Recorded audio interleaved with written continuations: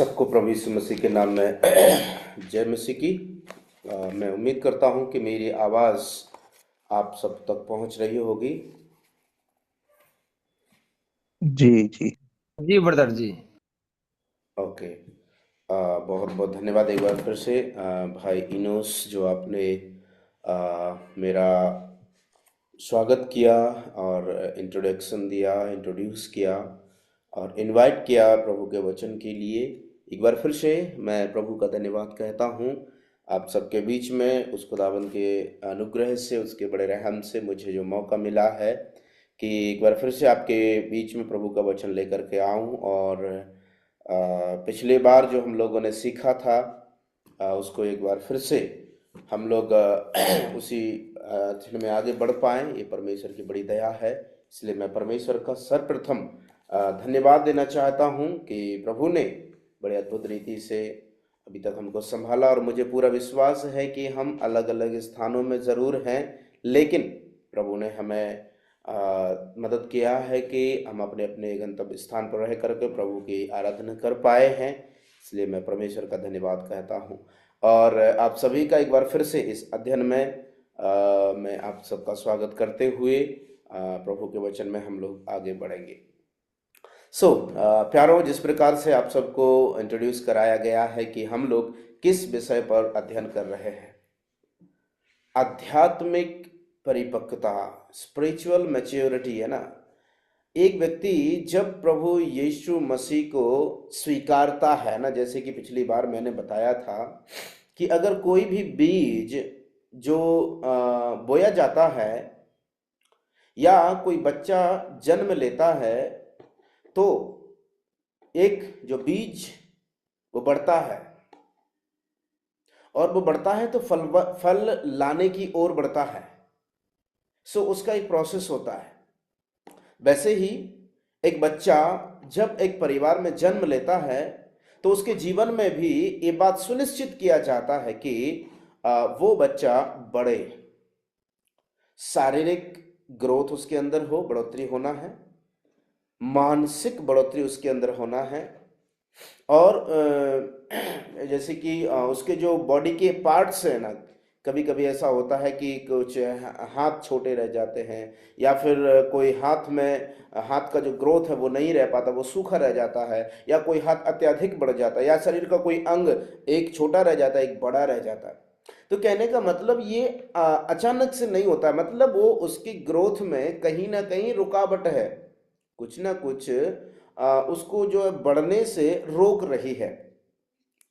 वो रुकावट को फाइंड आउट करके हम उस जो ग्रोथ का प्रोसेस है, बढ़ोतरी का प्रोसेस है, उसको हम कर सकते हैं। लेकिन ये विश्वासी का जीवन ऐसा नहीं है।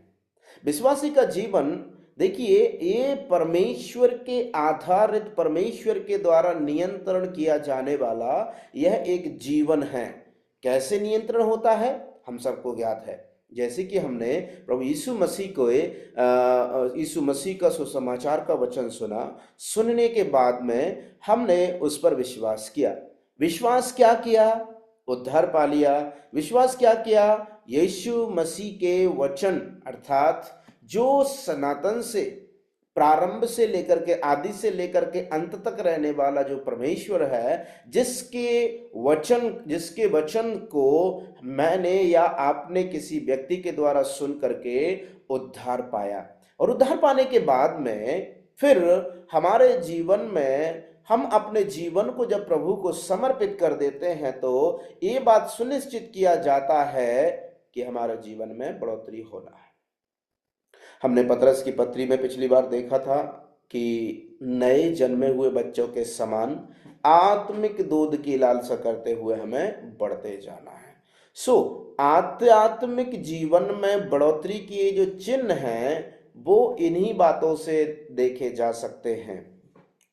पिछली बार हम लोगों ने देखा था हमारे जो अंदर का व्यक्तित्व है, inner man becoming more and more stronger, mature, हमारा जो अंदर का मनुष्यत्व है वो दिन ब दिन और अधिक और अधिक और अधिक प्रभु की ओर, प्रभु के गुण, प्रभु के स्वभाव में परिवर्तित होता चला जाता है। ये एक प्रोसेस है। आध्यात्मिक जो बढ़ोतरी का ये जो रास्ता है, ये एक क्या है, एक प्रगति का पथ है।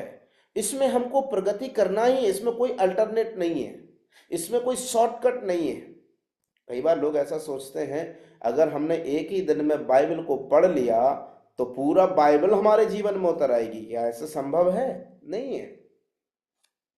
मेरे प्यारे भाइयों बहनों, इस चीज को हमें सुनिश्चित करना है कि हमारा जो आत्मिक जीवन है इसमें अगर हम बढ़ोतरी नहीं कर पा रहे हैं या हम प्रभु के वचन में बढ़ नहीं पा रहे। प्रभु का वचन का बढ़ने का मतलब है परमेश्वर के वचन के एक मजबूत ज्ञान हमारे अंदर हो।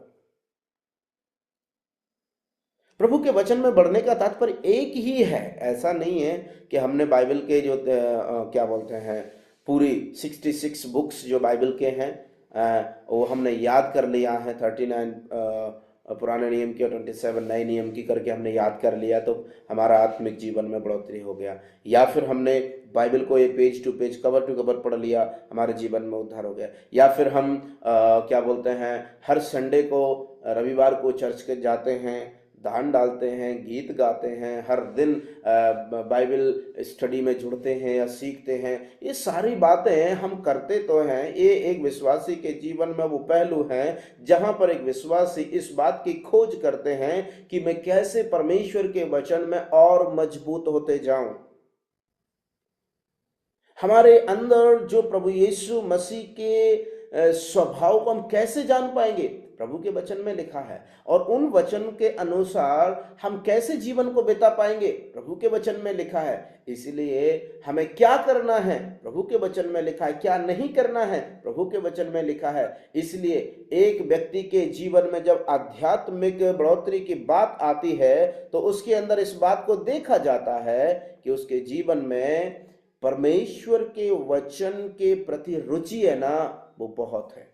मुझे मालूम है यहाँ पर जुड़े हुए जो भाई बहन हैं, आपके मन में वो रुचि है। मुझे उम्मीद है कि आप प्रभु का भय मानते हुए प्रभु के उपस्थिति में प्रभु का वचन को सुनने के लिए बैठे हैं। क्योंकि यदि आप नाम के वास्ते जुड़े हैं तो इस बात का हिसाब मुझे और इस बात का हिसाब आपको भी देना होगा। हम प्रभु के वचन में जब बैठते हैं, प्रभु के वचन के ज्ञान हमारे जीवन में होना बहुत जरूरी है। अन्यथा क्या हो जाएगा, हमें मालूम भी नहीं चलेगा कि हमें करना क्या है, प्रभु हमारे जीवन से क्या चाहते हैं। हम कैसे मालूम कर पाएंगे? नहीं कर पाएंगे। हमने जो आध्यात्मिक परिपक्वता के विषय में जो पहला कदम देखा था वो था हमारे जीवन में हमारा जो अंदर का मनुष्यत्व है ना, वो बढ़ते चले जाना है और बढ़ते चले जाना है और वचन में परिपक्व होते जाना है। और दूसरा हम लोगों ने देखा प्रभु के वचन का ज्ञान हमारे अंदर और एक मजबूत रीति से हमें उसमें बढ़ते चले जाना है। प्रभु हमारी सहायता करे कि जो दो वचनों को हमने पिछली बार देखा था, आज हम लोग तीसरे और एक बहुत ही महत्वपूर्ण और रुचिपूर्ण बिंदु पर चर्चा करने वाले हैं। वो है आध्यात्मिक जीवन में जब एक व्यक्ति बढ़ता है तो उसके जीवन में, जैसे कि हमने देखा था कि एक बीज मिट्टी में गया, अंकुरित होगा, फूल आएंगे, फिर उसमें फल आएंगे। वो बीज जब मिट्टी में से अंकुरित होता है, हम नहीं जानते किस चीज का पेड़ है या फिर पौधा है, लेकिन जब उसके अंदर फूल आते हैं, उसका फल कैसा है हमको नहीं मालूम है। किसान या फिर हम लोग क्या करते हैं, प्रतीक्षा करते हैं कि वो जो फूल गिरने के बाद में जब उसके अंदर से फल आएगा, हम उस फल को देखेंगे, देखने के बाद में उसे टेस्ट करेंगे, तब हम उस बात को बता पाएंगे ये पेड़ या फिर ये बीज जो डाला गया था वो अच्छा है या खराब है। वही सिद्धांत यदि हम अपने आध्यात्मिक जीवन में देखें, प्रभु का वचन में लिखा हुआ है कि तुम्हारा उद्धार नासमान बीज के द्वारा नहीं वरन अविनाशी बीज के द्वारा, अर्थात अविनाशी वचन के आधार पर हुआ है।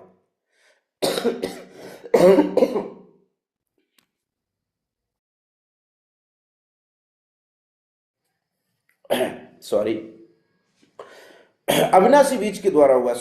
जो वचन हम जिसमें बढ़ते हैं, वो बीज जो हमारे अंदर डाला गया है, उसको तो पहले तो सुनिश्चित रूप से बढ़ना चाहिए। अगर नहीं बढ़ पा रहा है तो कहीं ना कहीं कमी है। हमारे लिए एक बेस्ट ऑप्शन ये है, प्रभु के सन्मुख हम आए, अपने गुनाहों को, अपनी गलतियों को पहले तो ढूंढें कि हमने कहाँ गलती की है, कहाँ चूक कर बैठे हैं, उसको उस प्रभु के सामने स्वीकार करके एक नया जीवन को प्रारंभ करें। ठीक है। आज जो हम लोग चर्चा करने वाले हैं, जो तीसरा चरण है, फ्रूट्स ऑफ द स्पिरिट, पवित्र आत्मा के फल उस व्यक्ति के जीवन में प्रकट होना।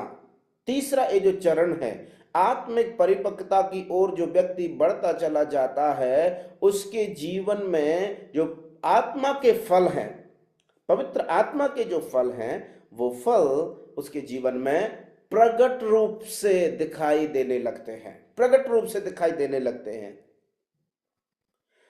मुझे उम्मीद है कि आप लोगों को वो आत्मा के फल हैं वो आप लोगों को याद होंगे। कोई है जो इसको याद होगा, याद है या कोई बता सकता है? जी, मैं बता सकती हूँ। जी जी। प्रेम, आनंद, शांति, धीरज, कृपा, भलाई, विश्वास, नम्रता, संयम। वेरी आत्मा के गुड, 9 फल। बहुत अच्छा। बहुत बहुत धन्यवाद। आपने बहुत ही तत्काल प्रभाव से आपने जो जवाब दिया है, और आपको याद भी है वो है ना, जो फल है। और टुगेदर जो आत्मा के फल हैं, वे गिनती में कोई बता सकता है कितने हैं? 9। 9।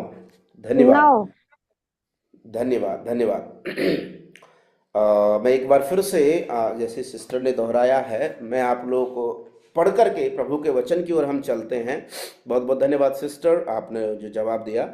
मेरे साथ में आप लोग निकालिएगा गलतियों की पत्री, उसका 5 अध्याय और 22वीं आयत पढ़िएगा। पर आत्मा का फल प्रेम और आनंद और शांति, धीरज, कृपा, भलाई, विश्वास, नम्रता और संयम है। ऐसे ऐसे कामों के विरोध में कोई भी व्यवस्था नहीं है। बस बस बस, थैंक यू थैंक यू। देखिए, एक व्यक्ति के जीवन में जब वो आत्मिकता में बढ़ते चले जाते हैं, तो उसके जीवन में आत्मा के फल आना प्रारंभ हो जाते। आत्मा के फल आना ये इस बात का सबूत है कि वो व्यक्ति जहां पर जो बीज बोया गया था, उसकी जड़ें मजबूत हैं। आप मेरे साथ हैं, समझ पा रहे हैं? देखिए, एक फल को जब हम मिट्टी में लगाते हैं, जब हम एक बीज को मिट्टी में लगाया, लगने के बाद में जब वो अंकुरित होता है, बढ़ता है, हवा, पानी, धूप उसको लगने के बाद में वो तना जो है मजबूत होता चला जाता है, और उस एक समय के बाद में उसमें फूल आते हैं, फल आने लगते हैं।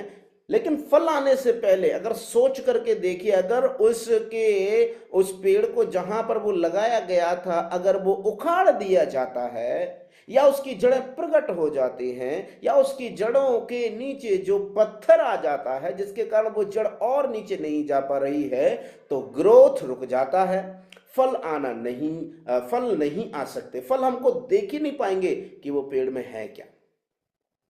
देखिए, ये बिल्कुल सरल भाषा में हमको समझना बहुत जरूरी है। हर एक विश्वासी के जीवन में आध्यात्मिक परिपक्वता की ओर कदम जो है ना, वो परमेश्वर के वचन में बिल्कुल साफ तरीके से प्रकट हो जाता है, प्रकट हो जाता है। यहां पर हम लोगों ने अभी जो आत्मा के जो 9 फल हैं, उनकी हम प्रभु ने चाहा तो एक एक करके व्याख्या करके, और किस प्रकार से हम उनसे अपने आत्मिक जीवन को समझ सकते हैं, या फिर आध्यात्मिक जीवन में उनको लागू कर सकते हैं, और कौन सी आशीष हम उनके द्वारा मिलती हैं, देखेंगे प्रभु ने चाहा तो। यहां पर हम लोग जब इन बातों को पढ़ रहे थे, आपने यदि ध्यान दिया होगा तो देखिए, जब फल आते हैं, तो सबसे पहली बात आपको वचन स्पष्ट रूप से समझना है।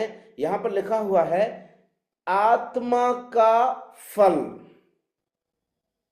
उससे पहले मैं चाहूंगा, आत्मा के फल का जो एक कॉलम है, यदि आपने वो नोट डाउन किया है, तो आप उसको एक तरफ रखिए, उन पर नजर रख करके दूसरी तरफ आ जाइए। शरीर के फल, है ना, शरीर के फल हम आ जाते हैं उसी अध्याय में, उसके जस्ट पीछे हम लोग पढ़ेंगे, उसके जस्ट पीछे, अर्थात 19वीं आयत, 5 अध्याय का 19वीं आयत।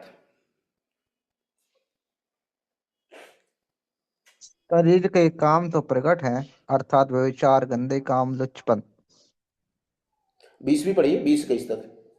मूर्ति पूजा, टोना, बैर, झगड़ा, ईर्ष्या, क्रोध, विरोध, फूट, बेधर्म, ढा, मतवालापन, लीला क्रीड़ा और इनके जैसे और काम हैं। इनके विषय में मैं तुमको पहले से कह देता हूँ, जैसा पहले कह भी चुका हूँ कि ऐसे ऐसे काम करने वाले परमेश्वर के राज के वारिस ना होंगे।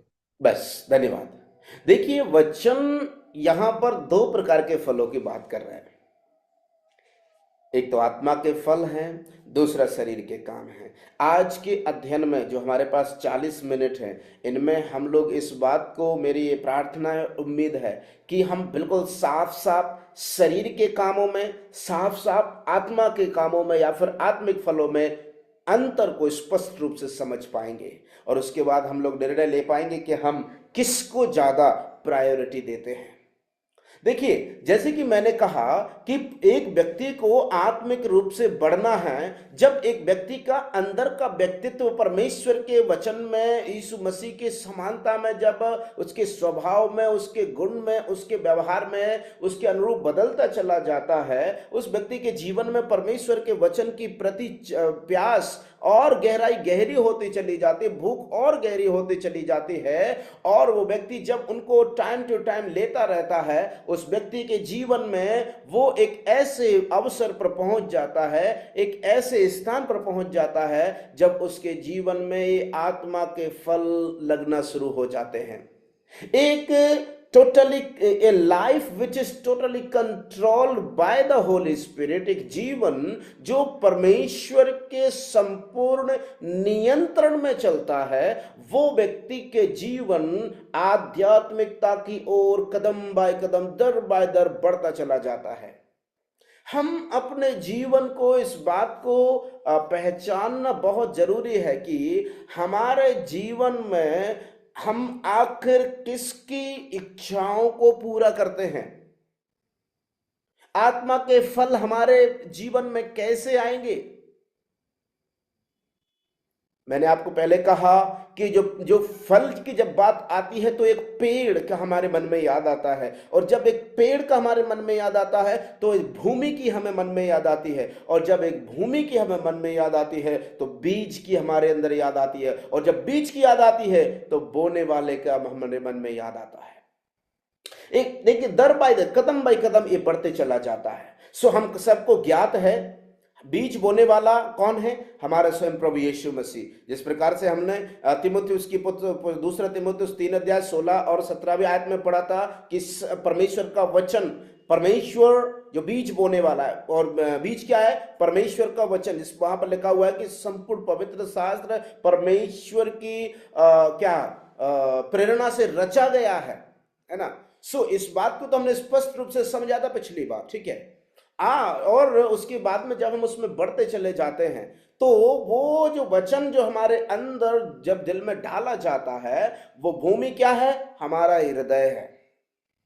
हमारा हृदय है वो भूमि, और वो जो भूमि जिसमें हमको बढ़ना चाहिए, कई बार वो परमेश्वर का वचन 4 प्रकार की भूमि में गिरा। जब वो बोने वाला गया, पथरीली भूमि पर, रोड के किनारे, झाड़ियों में, और अच्छी भूमि पर।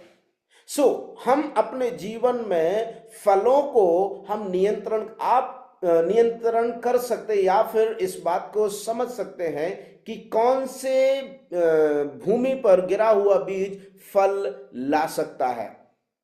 क्या पथरीली भूमि में गिरा हुआ बीज फल ला सकता है? क्या नहीं ला सकता।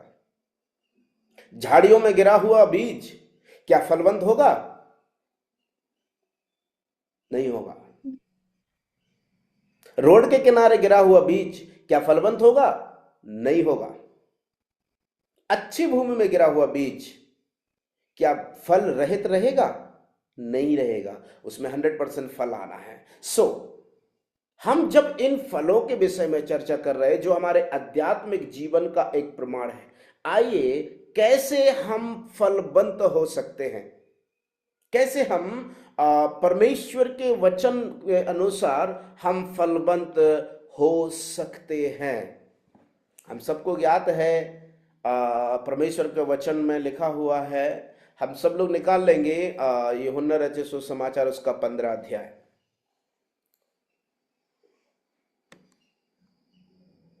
यूहन्ना उसका 15 अध्याय।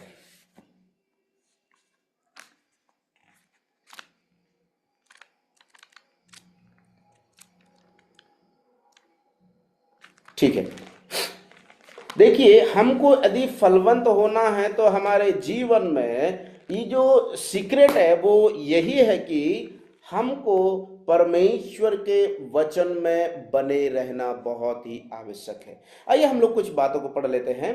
15 अध्याय का पहली 3 आयतों को हम लोग पढ़ देते हैं। यूहन्ना सच्ची दाखलता मैं हूँ और मेरा पिता किसान है। जो डाली मुझ में है और नहीं फलती उसे वह काट डालता है, और जो फलती है उसे वह छांटता है ताकि और फले। तुम तो उस वचन के कारण जो मैंने तुमसे कहा है शुद्ध हो। 4वीं पढ़िए, महत्वपूर्ण बात है। तुम मुझ में बने रहो और मैं तुम में, जैसे डाली यदि दाखलता में बनी ना रहे तो अपने आप से नहीं फल सकती, वैसे ही तुम भी यदि मुझ में बने ना रहो तो नहीं फल सकते।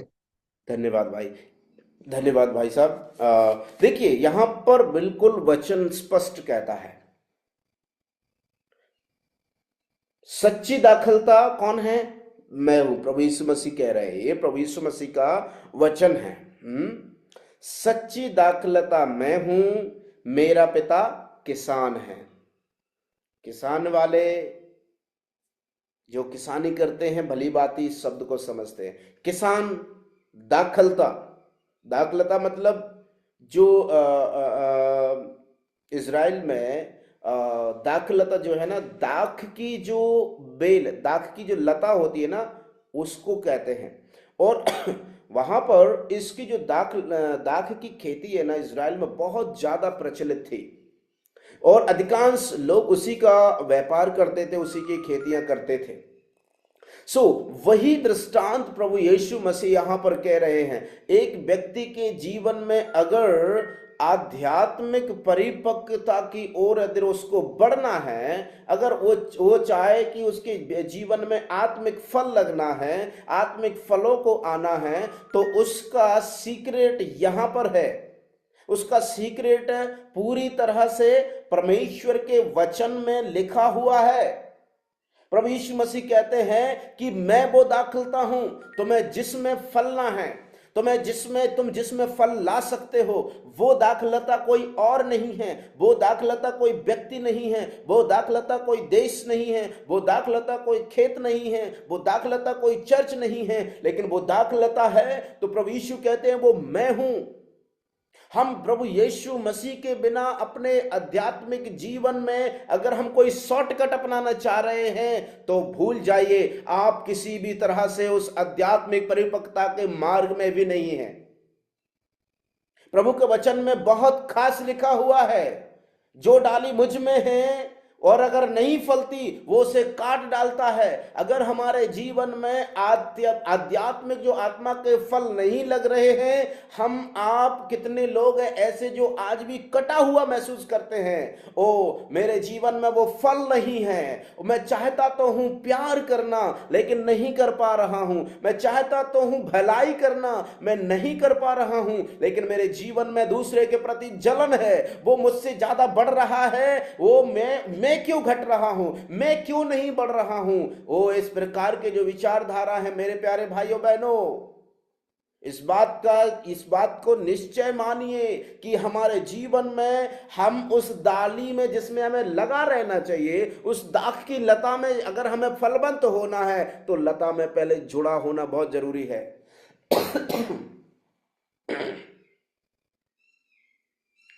हम कई बार सोचते हैं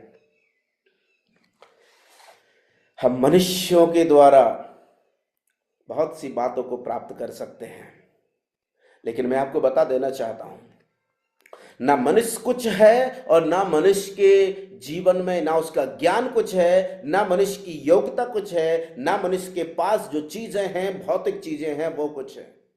दुनिया की बहुमूल्य से बहुमूल्य कीमत भी अगर कोई व्यक्ति चुकाना चाहे और उसको दे करके वो चाहे कि मैं उस दाग की लता में चिपक जाऊं और फिर वहां से फल प्राप्त करता रहूं या फिर फल प्रकट करता रहूं, आपको मालूम है वो संभव नहीं है। उस दाग की लता में अगर हमें बने रहना है तो हमको प्रभु यीशु मसीह ने संसार में से चुन लिया है। हमारे जीवन में परमेश्वर यही चाहते हैं कि उसने हमें उत्पत्ति के पहले से इसीलिए चुना है कि ताकि हमारे जो काम है वो सृष्टि के पहले से हमारे करने के लिए उसने ठहराए हैं। लेकिन दिक्कत की बात कहाँ है, कमजोरी कहाँ है, कमी कहाँ है? आज ये जो आत्मा के फल हम क्यों अपने जीवन में या फिर लोगों के जीवन में नहीं देख पा रहे हैं? उसका कमी केवल एक ही है कि वो जो कनेक्शन है ना दाग की बारी से, प्रॉपरली ज्वाइंट नहीं है, जुड़ा नहीं है। हम दुनियादारी की चिंताओं को ज्यादा करते हैं, हम दूसरों की कमियों को ज्यादा देखते हैं, हम दूसरों की बढ़ती को ज्यादा देखते हैं, हम दूसरे की गलतियों को ज्यादा ढूंढते हैं, हम दूसरे लोगों के जीवन में ज्यादा इंटरेस्टेड होते हैं, मानो हम उनके प्रचारक हैं, मानो हम उनके खोजने वाले हैं, मानो हम उनके मुनि बन बैठे हैं। मेरे प्यारे भाइयों बहनों, हमें हमारे जीवन को स्वयं मुनि बनना है, दूसरे के जीवन के लिए नहीं। अगर वो फल ला रहा है और मैं नहीं, तो मेरे अंदर वो जलन नहीं होना चाहिए, मेरे अंदर वो ईर्ष्या नहीं होना चाहिए, मेरे अंदर वो कटु भाव नहीं होना चाहिए, मेरे अंदर वो मन में कठोरपन नहीं होना चाहिए, वरन एक ही बात मुझे प्रयास करना चाहिए, प्रभु मदद कर मेरी कि मेरा कनेक्शन कहां लूज है। आप जो यहां पर मेरे घर में जो लाइट देख रहे हैं, परसों की बात है, डोरियां तो सब कुछ सही डली हैं, लेकिन लाइट क्यों नहीं आ रही है? लेकिन जब बहुत देर की मशक्कत करने के बाद में एक छोटी सी जगह में, जहां से मैंने कभी उम्मीद में नहीं करी होगी, वहां से बाकायदा वो पन्नी तो ऊपर से तो लगी हुई है, लेकिन अंदर का जो तार का जो कनेक्शन था ना, वो अलग हो चुका था, कोई ढूंढ भी नहीं पाता उसको। बहुत परेशान हुआ मैं। लाइट क्यों नहीं जल रही थी? क्योंकि कनेक्शन प्रॉपर नहीं था। हमारे जीवन में आत्मिक जो फल इसीलिए प्रकट नहीं हो पाते हैं क्योंकि प्रभु ने स्पष्ट कहा है 4th आयत में कि यदि तुम मुझ में बने रहो और मैं तुम में बना रहूं, तो जैसे डाली दाखलता में बनी ना रहे तो अपने आप से नहीं फल सकती, वैसे ही तुम भी यदि मुझ में ना बने रहोगे तो फल नहीं सकते। मेरे प्यारो, हम हो सकता है बड़े अनुभवी हैं, हो सकता है हम बड़े ज्ञानी हैं, हो सकता है हमारे पास बड़े लोगों की पहचान है, हो सकता है हम लोगों में हम बहुत ही विश्व व्याख्यात हैं, लोग हमें अच्छे से जानते हैं, लोग हमारे लिए सदा खड़े रहते हैं, ये बात बहुत अच्छी है, लेकिन ये इसका लेना देना आत्मिक जीवन से कोई ताल्लुकात नहीं है। हमारे आध्यात्मिक जीवन में पवित्र आत्मा यही चाहता है, परमेश्वर यही चाहता है कि हमारे जीवन में उसके फल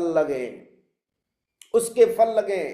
आज कई बड़े दुख की बात है, बड़े दुख के साथ ये कहना पड़ता है, जैसे कि अभी हमने जो गलतियों की पत्री उसका 5 अध्याय के 16वीं आयत में लिखा हुआ है, परमेश्वर ने हमें इसीलिए बुलाया है। देखिए, मैं कहता हूं कि आत्मा के अनुसार चलो तो तुम शरीर की लालसा किसी भी रीति से पूरी ना करोगे। आज हम देखते हैं इस संसार में कितने भाई लोग हैं, कितनी बहन लोग हैं जो अपने शरीर की लालसाओं को पूरा करने में लगे हुए हैं, जो अपने शरीर की अर्थात अपने मन की इच्छाओं पर चलते हैं। प्रभु का वचन क्या कहता है कोई मायने नहीं रखता है, प्रभु का वचन क्या निर्देश देता है कोई मायने नहीं रखता, लेकिन क्या वो कहते हैं उसके अनुसार चलते हैं।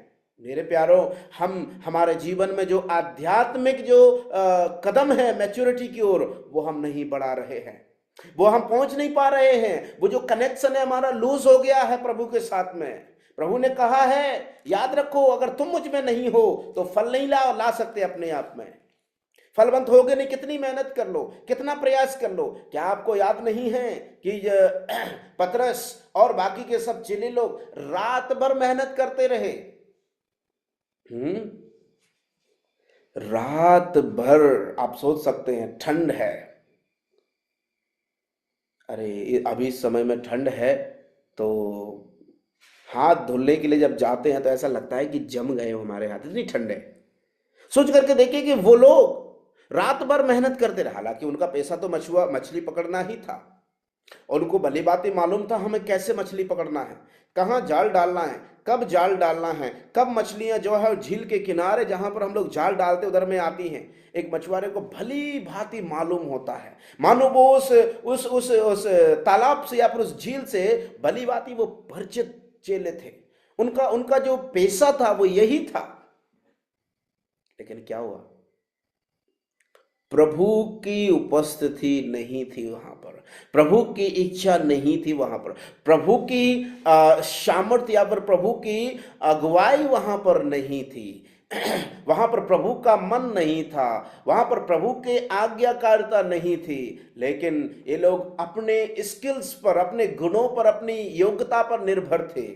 ये लोग अपने, अरे हम तो इतने समय से, बचपन ही निकल गया हमारा मछली पकड़ते पकड़ते, अरे हम जब छोटे ही थे बचपन में ही हम इस नदी में, झील में ही छोड़ दिए गए, हमने यहीं तैरना सीखा, जाल फेंकना सीखा, नाव चलाना सीखा, मछली पकड़ना सीखा। लेकिन एक समय आ गया, एक समय आ गया, जैसे ही वो सुबह हुई यीशु उनके पास गया। चलो ठीक है, ये लोग बड़े बुद्धिमान हैं, बड़े ही कौशलपूर्ण लोग हैं, कुशलता इनके अंदर भरी हुई है मछली पकड़ने की, चलो चलता हूं, मुझे कुछ मिल जाएगा। जैसे यीशु मसीह जाते हैं खाली मिलता है, नाव खाली है, लोग भी खाली हैं, निराशा भी है। ठीक वैसा ही मेरे प्यारे भाइयों बहनों, जब हम अपनी बुद्धिमानी पर निर्भर रहते हैं, अपने अनुभव पर निर्भर रहते हैं, अपने जो हमारे अंदर ज्ञान है या फिर जो हमारे अंदर कौशलता है, स्किल्स हैं, अगर हम उन पर डिपेंड होते हैं, उन पर निर्भर रहते हैं, हमारे जीवन में आध्यात्मिक परिपक्वता से उसका कोई मेल जोल नहीं है। प्रभु यीशु मसीह ने स्वयं कहा है, तुम तो यदि तुम मुझ में बने रहोगे और मैं तुम में। देखिए हम तो कई बार कहते हैं प्रभु में ही तो है हम, ये तो बड़ी आसान बात है हमको कहना, हम तो क्योंकि हम खुद दावा करने वाले हैं ना, चलो हम तो प्रभु में हैं। लेकिन क्या प्रभु हम में है? एक बड़ा सवाल हमारे सामने है। हम आत्मिक जो फलों की बात तो कर रहे हैं, लेकिन क्या प्रभु हमारे अंदर है? और मैं आपको बता दूं, अगर प्रभु हमारे अंदर नहीं है, हम कितना चिल्लाते रहें, हमने प्रभु रविवार को नहीं छोड़ा, हमने प्रभु एक सेवा नहीं छोड़ी, हमने पूरे जो कोरोना काल में भी प्रभु आपसे प्रार्थना करना नहीं छोड़ा, असेंबली कलीसिया में जाना नहीं छोड़ा, प्रार्थना करना नहीं छोड़ा, वचन पढ़ना नहीं छोड़ा, वचन का अध्ययन सुबह शाम हम करते हैं, ये कोई मायने नहीं रखता है। मायने रखता है तो हमारा कनेक्शन। मेरे प्यारे भाइयों और बहनों, मैं आपसे यही बात बताना चाहता हूं, हमारे जीवन में वो परमेश्वर चाहते हैं कि हमको बढ़ना है, हमको फल लाना है, लेकिन फल प्रकट कब होंगे? कब प्रकट होंगे? हमारे आत्मिक जीवन पर जो फलों को रुकावट लाने वाली चीजें हैं, हम उनको जरा लिस्ट बना लेते हैं। हम गलतियों की पत्री उसी में आएंगे और उसी का 17वीं आयत, आज हम क्यों वो आत्मा के फल नहीं ला पा रहे हैं, उसका कारण वहां पर लिखा हुआ है। क्योंकि गलती 5:17, क्योंकि शरीर आत्मा के विरोध में है और आत्मा शरीर के विरोध में लालसा करता है और एक दूसरे के विरोधी है।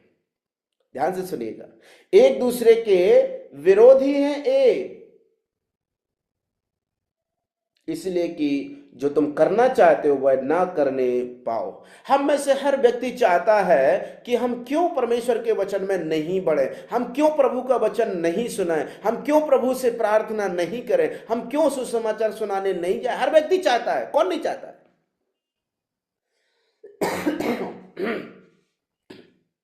लेकिन कमी कहां है? ये जो आत्मा और शरीर के बीच में जो युद्ध है ना, ये विरोधी है ना, कभी कभी विरोधी हम पर जीत जाता है, कभी कभी विरोधी हमारे आत्मिक जीवन पर वो विजय हासिल कर लेता है। कई बार हम उस आत्मिक जो आत्मा का विरोधी अर्थात शरीर, वो हम उसके उसके चंगुल में आ जाते हैं, उसके नियंत्रण में हम चलने लगते हैं और आत्मिकता से हम पराजित हो जाते हैं। आत्मिकता से पराजित होने का कारण है हमारे जीवन में शरीर के काम प्रकट होने लगेंगे। अगर हम आत्मा के चलाए चलते हैं, आत्मा के अनुसार जीत हासिल करते हैं, तो आत्मा के फल प्रकट होंगे। अगर हम आत्मा से आत्मिक रूप से हार करके शरीर को हम यदि जिता देते हैं, या जो विरोधी हमारा है उसको वो जीत जाता है, तो हम शरीर के कामों को प्रकट करेंगे। और मेरे प्यारों, हम सबको मालूम है, हम सब इन बातों के विषय में दूसरों को सिखाते हैं, लेकिन हमारे जीवन में ये यदि घटित होता है तो हमें जरूरत है रुकने की, हमें जरूरत उस कनेक्शन को ठीक करने की, क्योंकि जो डाली यीशु मसीह में जुड़ी है, जो दाखलता में जुड़ी है, उसके फल ये नहीं हो सकते। क्या नहीं हो सकते? वचन 18 में लिखा हुआ था, जैसे हमने 5 का 18 में पढ़ा है, और तुम यदि आत्मा के चलाए चलते हो तो व्यवस्था के अधीन ना रहो। शरीर के काम तो प्रकट है। क्या है? व्यभिचार। व्यभिचार मालूम है ना, सब लोग परिचित है इससे। व्यभिचार वो है जो काम हमें नहीं करना चाहिए वो हम करते हैं। हम अपने परमेश्वर का संपूर्ण पवित्रता का उल्लंघन करते हैं। परमेश्वर की पवित्रता का हम लोग उल्लंघन करते हैं।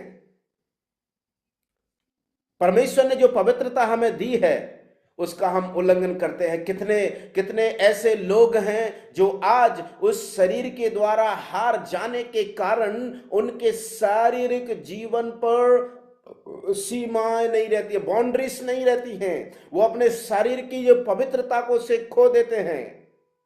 वो मन, अपना जो मन है ना, उसे व्यभिचार के विचारों को सौंप देते हैं। उनके मन में सिर्फ व्यभिचार वाली बुरी बातें, गंदी बातें, शायद वो किसी से ना कह पाए, वो उनके अनुसार उनके मन में वही चलता रहता है। आजकल तो इस प्रकार के कंटेंट्स जो है मोबाइल में, इंटरनेट में अधिकांश अवेलेबल रहते हैं, जिसको लोग आज बहुत ही चाव से उसमें बढ़ते चले जाते हैं। मेरे प्यारे भाइयों बहनों, ये है वो व्यभिचार के जो स्वभाव हैं, है ना। गंदे काम हम सब लोग जानते हैं, जिनको जो कोई भी पसंद नहीं करता है। लुच्चपन हम सब लोग जानते हैं क्या है इसकी परिभाषा। जहां कहीं भी देखो जो है फ्लर्ट करते रहते हैं, इस प्रकार के स्वभाव, है ना, जो हमें नहीं करना चाहिए। वो मूर्ति पूजा कई बार, है ना, मसीह लोग कभी नहीं जाते मूर्ति पूजा करने के लिए। जाते हैं क्या? नहीं जाते। लेकिन ये शरीर के काम है। यहां पर मूर्तियों के विषय में नहीं कहा गया है, यहां पर एक लिस्ट दी गई है शरीर के काम। अभी हमको समझना जरूरी है कि क्या हम मूर्ति पूजा करते हैं? नहीं करते हैं। हमने सब लोग यही कहेंगे, हम नहीं करते। लेकिन पहले ये बात को समझिए, कॉन्टेक्स्ट क्या है। यहाँ पर मूर्ति पूजा की यहाँ पर बात की गई है, तो प्रेरित पौलुस क्या चाहते हैं? प्रेरित पौलुस यह बताना चाहते हैं कि मूर्ति क्या है? जिसके कान है वो नहीं सुनता, जिसके नाक है वो नहीं सूंघता, जिसके आंख है वो नहीं देखता, जिसके मुंह है वो नहीं बोलता, जिसके हाथ है वो बचा नहीं सकता, कुछ पकड़ नहीं सकता, स्पर्श नहीं कर सकता, पांव है वो चल नहीं सकता। यह है मूर्ति। मेरे प्यारे भाइयों बहनों, हम अपने जीवन में ऐसे कामों को करते हैं जिनकी कोई प्रतिक्रिया ना हो, जिनका कोई रिजल्ट ना निकले, जिनका कोई परिणाम ना निकले। जैसे कि हम कभी कभी ऐसी फालतू बातें करते हैं जिनमें कोई अर्थ ही नहीं निकलता। हम कभी कभी ऐसे स्थान पर बैठ जाते हैं, ऐसे लोगों से भिड़ जाते हैं जिनसे बात करने से कोई अर्थ ही नहीं निकलेगा। हम चाहे कुछ भी कहते रहें, कोई फर्क नहीं पड़ने वाला है। ये जो मूर्ति पूजा है, कभी कभी हम अपने जीवन में ऐसे कामों को करने लगते हैं। पैसा, कभी कभी हमारे जीवन में पैसा को हम अहमियत देते हैं और सोचते हैं पैसा सब कुछ करेगा। क्या कर पाएगा? नहीं। क्या वो प्रेम दे सकता है? नहीं। क्या वो हमें आनंद जीवन दे सकता है? नहीं। क्या वो जीवन बचा सकता है? नहीं। लेकिन पैसा भी कभी कभी एक मूर्ति पूजा के रूप में आता है। हम जहां जिस चीज को ज्यादा महत्व देने लगते हैं वो शरीर के कामों के अंतर्गत आता है, तो वो हमारे लिए एक मूर्ति पूजा के बराबर हो जाता है। मूर्ति पूजा के बराबर मतलब, यदि हमने परमेश्वर का स्थान किसी और को दे दिया है, चाहे वो संसार की चीज हो, चाहे वो संसार की कीमती वस्तु हो, चाहे हमारा पहनावा हो, चाहे हमारा जो है इस जीवन में रखने वाले चीजों का क्या बोलते हैं आलिंगन करना हो, या फिर उन उन चीजों को हम अपने जीवन में अपना लेते हैं। कई लोगों को लगता है उनका नशा उनके लिए बहुत महत्वपूर्ण है। शरीर के अनुसार कुछ ऐसे नशे हैं, उद्धार पाने के बाद में भी बीड़ी चलता है, गुटखा चलता है, और कई जगह बड़े दुख के साथ कहना पड़ता है जो नाम के विश्वासी कहलाते हैं वो शराब भी पीते हैं। मेरे प्यारों, ये बात हमारे लिए बहुत जरूरी है। हम उस शरीर के अनुसार हम सोच रहे हैं ये सब काम करने के बाद हमारे जीवन में आत्मिक फल लग जाएंगे, नहीं लग पाएंगे। मूर्ति पूजा, टोना, जादू टोना करना, कई लोग इस बात को आज देखिए दुनिया भर में तेल बेचा जा रहा है, पानी बेचा जा रहा है। कई विश्वासी ऐसे हैं आज भी घर में कोई तकलीफ हो जाती है, चलो एक गिलास पानी लाओ, उसमें कुछ डाल दो, पढ़ के पानी पढ़ के पिवा दो, हो गया उद्धार, हो गया बचाव। मेरे प्यारो, ये जो जादू टोना वाली चीजें ये संसारिक हैं और शारीरिक हैं। झगड़ा, बैर करना, ये बैर तो बहुत ही आसान बात है। आजकल हम ये बैर ऐसी है जो हमारे अंदर रह सकता है, हमें मालूम भी नहीं चलेगा, हम इसको बाहर दिखाएंगे भी नहीं, लेकिन जो उचित समय पर निकल करके आता है। हम हो सकता है अपने भाई से ऐसे कहेंगे, अरे हम तो आपसे बहुत प्यार करते हैं, मुंह पर इतना मीठा बोलेंगे, लेकिन अंदर बुराई भरी हुई है। बैर, हमें उस व्यक्ति से नफरत है, उसके व्यवहार से नफरत है। ओ मेरे प्यारे भाइयों बहनों, हम इन सब चीजों को रखने के बाद में उम्मीद कर रहे हैं कि आत्मा के फल लगे, नहीं लग सकते। झगड़ा, बेफालतू का झगड़ा करना, ईर्ष्या, जलन, क्रोध, विरोध, फूट, विधर्म, डाह, मतवालापन, लीला क्रीड़ा और इनके जैसे और ऐसे ऐसे काम हैं, इनके विषय में मैं तुमसे पहले ही कह देता हूं कि ये सब करने वाले कभी भी परमेश्वर के राज्य में प्रवेश नहीं होंगे। ये शारीरिक जो काम हैं वो संसार को प्रकट करते हैं, लेकिन जो आत्मिक काम है वो ईश्वर को प्रकट करते हैं। ईश्वर के साथ जो व्यक्ति कनेक्शन है, इसलिए जिस प्रकार से हमने यूहन्ना उसका 15:4 में पढ़ा था कि जो व्यक्ति मुझ में बना रहता है, ये बात उतनी ही महत्वपूर्ण है जितनी कि मैं उसमें बना रहूं। ये बात देखिए कितनी महत्वपूर्ण बात है। परमेश्वर हमसे चाहते हैं कि यदि हम प्रभु में हैं तो प्रभु भी हम में होना बहुत बहुत बहुत जरूरी है। मेरे प्यारे भाइयों बहनों, ये चीज को हम जो आत्मा के फलों की आज चर्चा कर रहे हैं, ये हमारे जीवन में तब ही लग पाएंगे, तब ही हमारे जीवन में ये प्रकट होंगे जब हम ये जो शारीरिक काम है इनसे दूर होंगे, इनसे दूर होंगे।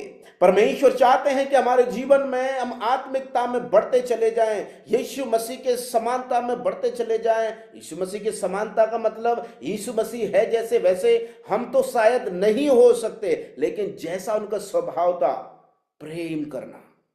और बड़े इत्तेफाक की बात है, प्रभु देखिए आत्मा के जरिए प्रेरित पौलुस ये बात कहते हैं, आत्मा के फलों में से भी सबसे पहला फल क्या है मालूम है? प्रेम। हाँ मेरे प्यारो, ये प्रेम जो यहां पर शब्द लिखा गया है ना, ये उस प्रकार का प्रेम नहीं है। संसार का प्रेम स्वार्थ भरा होता है। आज हम लोग कई बार अपने प्रिय लोगों को प्यार करते हैं, अपनापन छलकता है, वो ये दर्शाता है कि ये हमारे हैं। हम जब अन्य जाति के लोग होते हैं उनसे उतना प्रेम नहीं रखते जितना प्रेम परिवार वालों से रखते हैं, isn't it? तो वहां पर वो प्रेम जो है दिखाता है कि ये हमारे नहीं है, वो दूसरे हैं। लेकिन जो एक व्यक्ति आत्मिक रूप से जब बढ़ता है, उसके जीवन में आध्यात्मिकता को कदम बढ़ाते चला जाता है, तो परमेश्वर की जो आत्मा है ना, उसके जीवन में वो फल प्रकट करने लगते हैं। और वो फलों में से सबसे पहला है प्रेम। एक सवाल, आजकल संसार में हम लोग देखते हैं शारीरिक प्रेम बहुत ज्यादा चरम पर है। किसी की कोई बात पसंद आ गई, लड़का लड़की को हम लोग आज देखते हैं, अरे उस व्यक्ति का वो चलना अच्छा है, मुझको उसका डांस अच्छा लगता है, उसकी सिंगिंग अच्छी लगती है, उसकी हेयर कट अच्छे लगते हैं, उसकी कपड़े अच्छे लगते हैं, उसके पास धन है, वो हमें अच्छा लगता है। लड़का होगा तो लड़की से जाकर के कहेगा मैं तुमसे प्यार करता हूं। या फिर लड़की होगी तो लड़की से जाकर कहेगा मैं तुमसे प्यार करता हूं। लेकिन ये जो प्रेम यहां पर प्रभु कह रहे हैं, ये संसारिक नहीं है, ये स्वार्थी नहीं है। ये जो परमेश्वर जो प्रेम का जो शब्द इस्तेमाल किया गया है, ये अंग्रेजी भाषा में वही शब्द इस्तेमाल किया गया है जो प्रेम के लिए यूहन्ना रचित सुसमाचार उसका 3:16 में लिखा है। क्या लिखा है? क्योंकि परमेश्वर ने जगत से ऐसा प्रेम रखा या फिर किया। ये जो शब्द प्रेम वहां पर इस्तेमाल किया गया है, वही शब्द यूनानी भाषा में, ग्रीक भाषा में यहीं पर इस्तेमाल किया गया है। और मालूम है परमेश्वर का प्रेम कौन सा है? उसका यूनानी भाषा में शब्द निकल करके आता है अगापे। अगापे लव का मतलब समझते हैं ना? अनएंडिंग, जिसका कोई अंत नहीं है, स्वार्थ नहीं है उसमें, उसमें कोई शर्त नहीं है। वो प्यार जो सदैव दूसरों की भलाई चाहता हो। मेरे प्यारो, ये परमेश्वर का प्रेम है जो हमारे जीवन में वो चाहते हैं प्रकट हो। अगर हम अपने, ठीक है, हम कहते हैं हम परमेश्वर की उस प्रेम से, प्रभु ने हमको बड़ी और महान आज्ञा भी यही दी है कि तुम अपने परमेश्वर से प्रेम रखो, अपने सारे मन से, अपनी सारी बुद्धि से, अपने सारे प्राण से उस परमेश्वर से प्रेम रखना। और दूसरी यह है कि अपने समान अपने पड़ोसी से प्यार करो। प्यारे भाइयों बहनों, आपको ये बड़ी आश्चर्य वाली बात लगेगी कि परमेश्वर ने जो प्रेम का आदेश दिया है वो प्रेम अगापे प्रेम है। वही प्रेम जिस प्रेम के साथ में परमेश्वर ने दुनिया में आकर के प्रेम का परिचय दिया।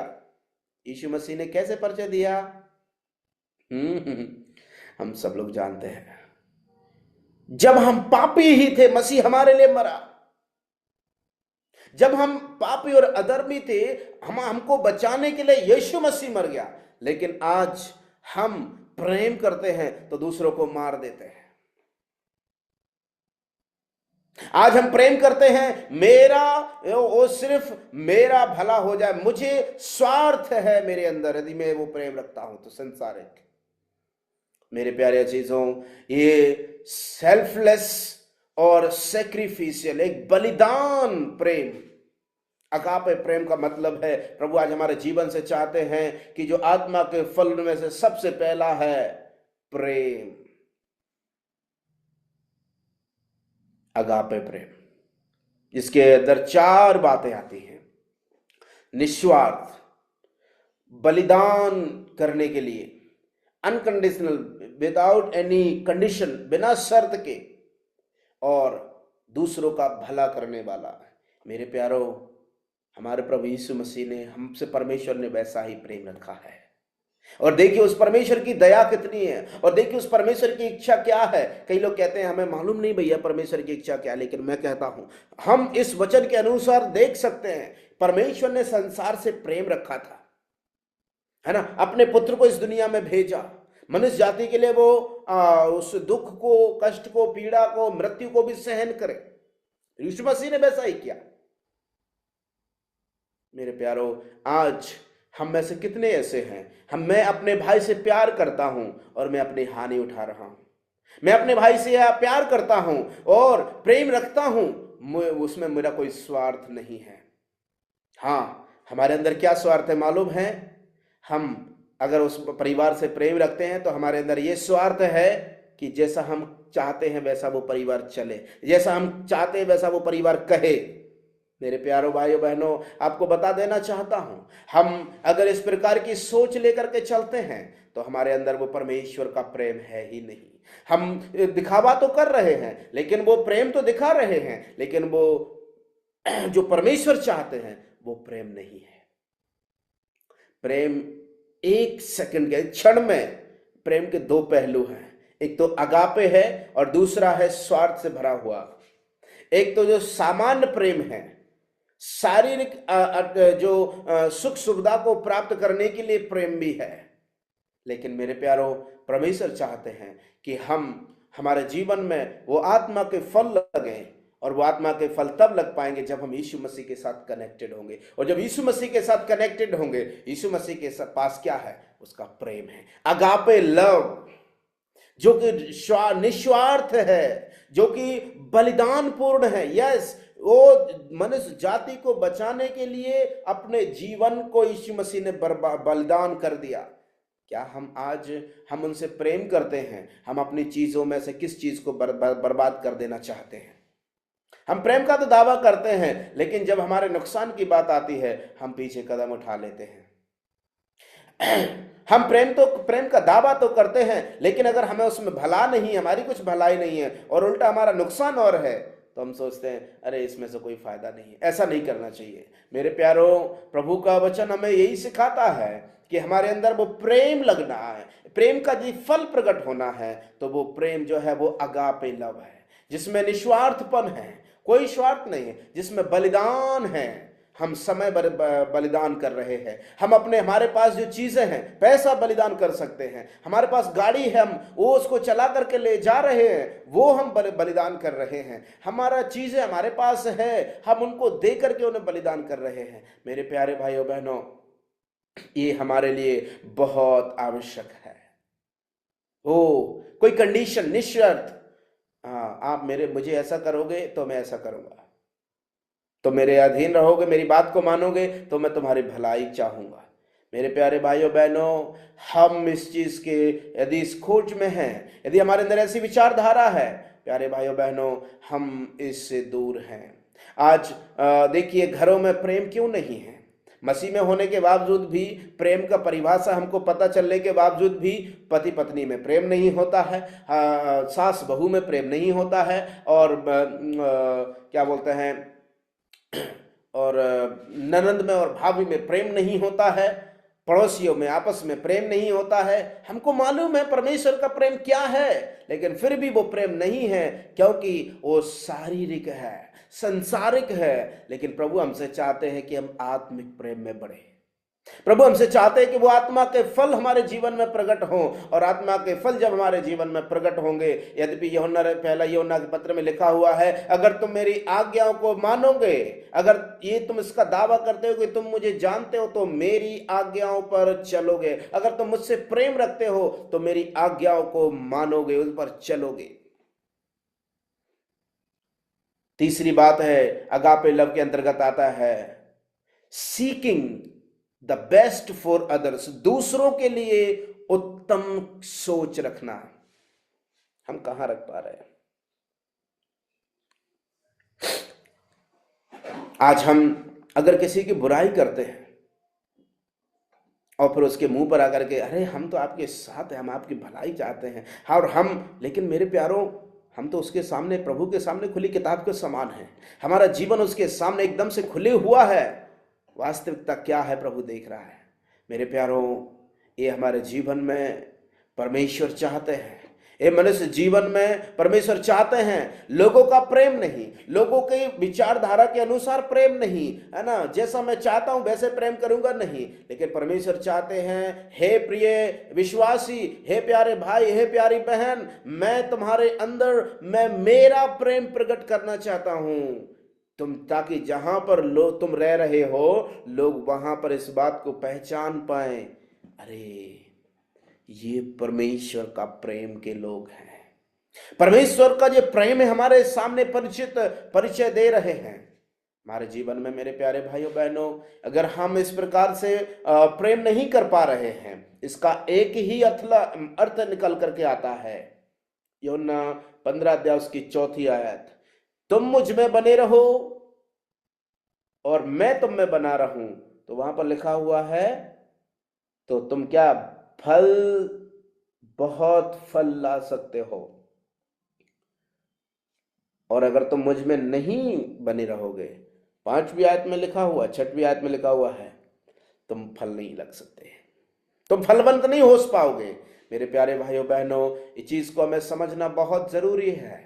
हमारे जीवन में उस परमेश्वर का फलवंत होना बहुत जरूरी है। परमेश्वर हमारे जीवन से ऐसी उम्मीद रखते हैं, ऐसी इच्छा रखते हैं, हमें आत्मिक जीवन में परिपक्व होते जाना है, बढ़ते जाना है। और अगर हमारा अंदर का मनुष्यत्व मजबूत होगा, अंदर जो हमारी आत्मा में परमेश्वर का वचन दृढ़ता से एक स्ट्रॉन्ग होल्ड, मजबूताई के साथ जड़ पकड़ लेगा, डेफिनेटली इस बात को निश्चय मानिए, वो फल लाएगा।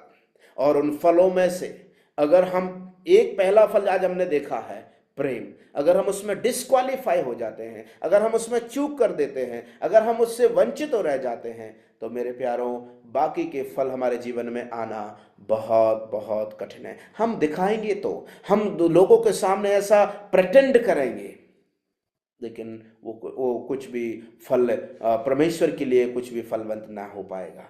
मेरे प्यारे भाइयों बहनों, हमारे जीवन के लिए बहुत बहुत आवश्यक है। परमेश्वर हमारे जीवन से चाहते हैं कि हम उसके आत्मिकता में बढ़े, अपने इस अनुसार नहीं, अपनी सोच के अनुसार नहीं।